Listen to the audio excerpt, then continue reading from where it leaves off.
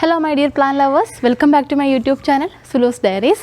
This is our video orchids ne kodukkan pattuna adipoli oru jaiva valam. നമ്മൾ നേരത്തെ തന്നെ ചെയ്തിട്ടുണ്ടായിരുന്നു ഒരു egg amino acid. അതുപോലെ തന്നെ നമ്മൾ ഫിഷിൽ ചെയ്യുന്നതാണ് fish amino acid.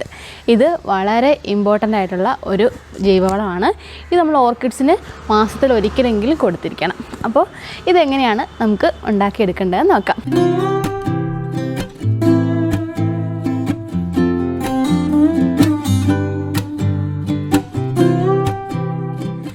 വീഡിയോയിലേക്ക് പോകുന്നതിന് മുമ്പായിട്ട് ചാനൽ ആദ്യമായി കാണുന്നവരാണെങ്കിൽ പ്ലീസ് കൺസിഡർ ടു സബ്സ്ക്രൈബ് ചെയ്യുമ്പോൾ സൈഡിലെ ചെറിയ ബെൽ ബട്ടണിൽ ഓൾ എന്ന ഓപ്ഷൻ കൂടി എനേബിൾ ചെയ്യുക. എങ്കിൽ മാത്രമേ ഞാൻ വീഡിയോസ് ഇടുമ്പോഴൊക്കെ നിങ്ങൾക്ക് നോട്ടിഫിക്കേഷൻ ലഭിക്കുള്ളൂ. അതുപോലെ തന്നെ ഓൺലൈനായിട്ട് പ്ലാൻസ് ആവശ്യമുള്ളവർക്ക് എന്നെ ഈ കാണുന്ന വാട്സപ്പ് നമ്പറിൽ കോൺടാക്റ്റ് ചെയ്യാം. അതിൽ നമ്മൾ ഡയറക്റ്റായിട്ട് കാറ്റലോഗ് അയച്ചു തരും. അപ്പോൾ വാട്സപ്പ് മെസ്സേജ് തന്നെ ചെയ്യാനായിട്ട് ശ്രദ്ധിക്കുക. അതുപോലെ തന്നെ ഇൻസ്റ്റാഗ്രാം പേജും ഫേസ്ബുക്ക് പേജും ഒക്കെ ഫോളോ ചെയ്ത് കഴിഞ്ഞാൽ അതിൽ നമ്മുടെ കയ്യിൽ അവൈലബിൾ ആയിട്ടുള്ള പ്ലാന്റ്സിൻ്റെ ഡീറ്റെയിൽസ് ഒക്കെ അറിയാനായിട്ട് കഴിയും. ഈ കാണുന്നതൊക്കെ നമ്മുടെ കയ്യിൽ അവൈലബിൾ ആയിട്ടുള്ള ഓർക്കിഡ്സ് ആണ്. ഇതെല്ലാം ഡെൻഡ്രോബിയത്തിൻ്റെ മെച്യൂർ പ്ലാന്റ്സും അതുപോലെ തന്നെ സീഡ്ലിങ്സും ഒക്കെ ഉണ്ട്. നല്ല ഹെൽത്തി പ്ലാന്റുകളാണ് ഇപ്പോൾ നമ്മുടെ കയ്യിലുള്ളത്. അതുപോലെ തന്നെ കോമ്പാക്റ്റം വെറൈറ്റീസും വാൻഡ വെറൈറ്റീസും ഒക്കെ തന്നെയുണ്ട്.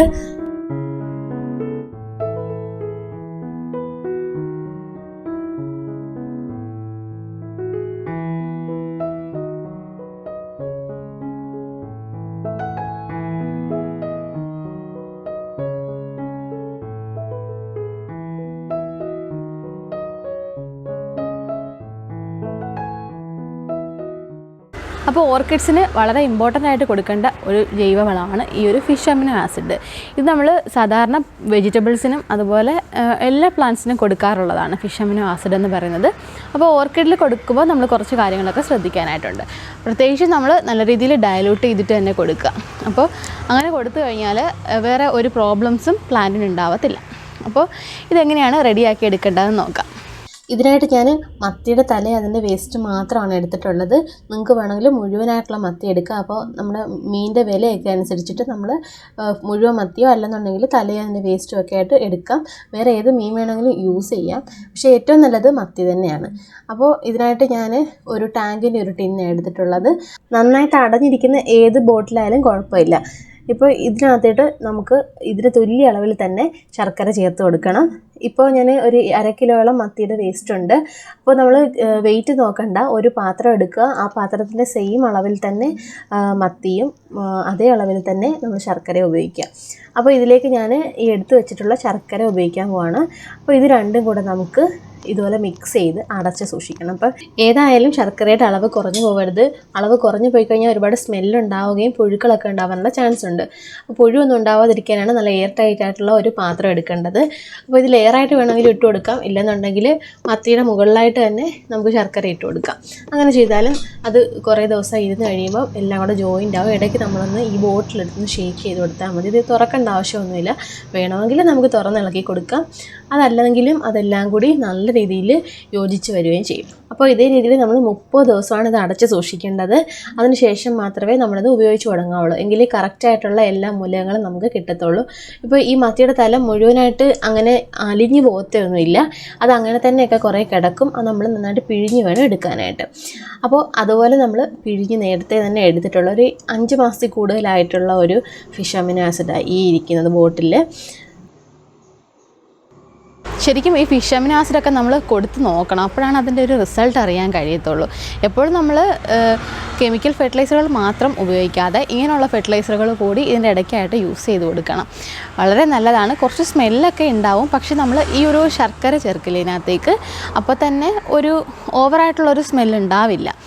ഇപ്പോൾ ഇത്രയും നാൾ ഇരുന്നാലും ഒരു പ്രശ്നമില്ല. 1 വർഷത്തോളമൊക്കെ നമ്മുടെ ഈ ഫിഷ് അമിനോ ആസിഡ് നല്ല രീതിയിൽ തന്നെ നമുക്ക് ഉപയോഗിക്കാനായിട്ട് കഴിയും.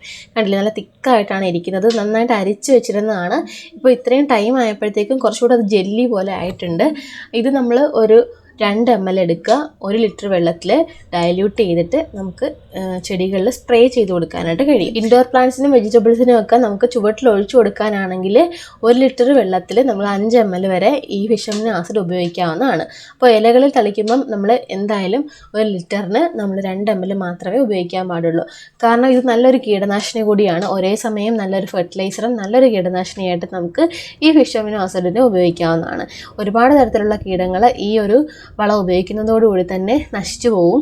അതുകൊണ്ട് നമ്മൾ മാസത്തിൽ ഒരിക്കലെങ്കിലും ഈ ഒരു ഫിഷ് അമിനോ ആസിഡ് ഉപയോഗിക്കുന്നത് വളരെ നല്ലതായിരിക്കും. നല്ല കരുത്തോടുകൂടി ചെടികൾ വളരാനും അതുപോലെ തന്നെ നല്ല രീതിയിൽ പൂക്കൾ ഉണ്ടാവാനും ഉണ്ടാകുന്ന പൂക്കൾ വളരെ ഹെൽത്തി ആയിട്ടിരിക്കാനും ഒക്കെ ഈ ഫിഷ് അമിനോ ആസിഡ് നമ്മളെ ഹെൽപ്പ് ചെയ്യും.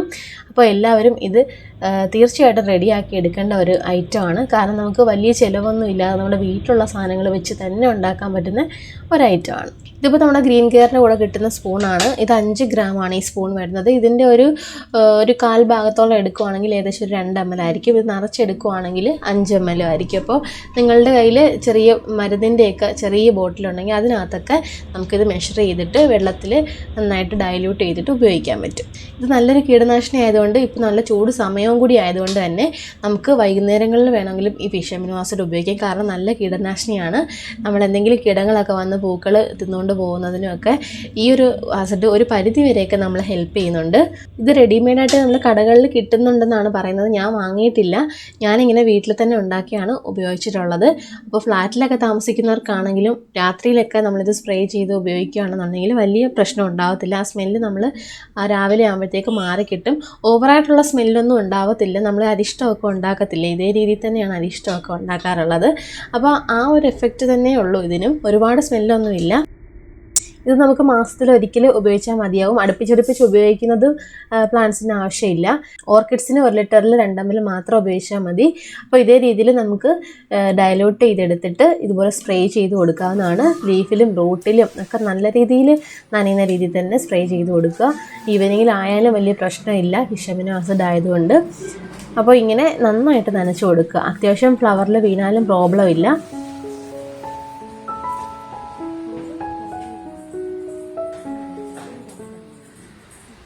അപ്പോൾ ഇന്നത്തെ ഈ ഫിഷ് അമിനോ ആസിഡ് എല്ലാവർക്കും ഇഷ്ടമായെന്ന് കരുതുന്നു. അപ്പോൾ നിങ്ങളെല്ലാവരും ഇതൊന്ന് യൂസ് ചെയ്ത് നോക്കുക, നല്ല റിസൾട്ട് ഉണ്ടാവും. വീഡിയോ ഇഷ്ടമായിട്ടുണ്ടെങ്കിൽ ലൈക്ക് ചെയ്യാനും ഷെയർ ചെയ്യാനും സബ്സ്ക്രൈബ് ചെയ്യാനും മറക്കരുത്. അപ്പോൾ ഇനി നമുക്ക് അടുത്ത വീഡിയോയിൽ കാണാം. ബൈ.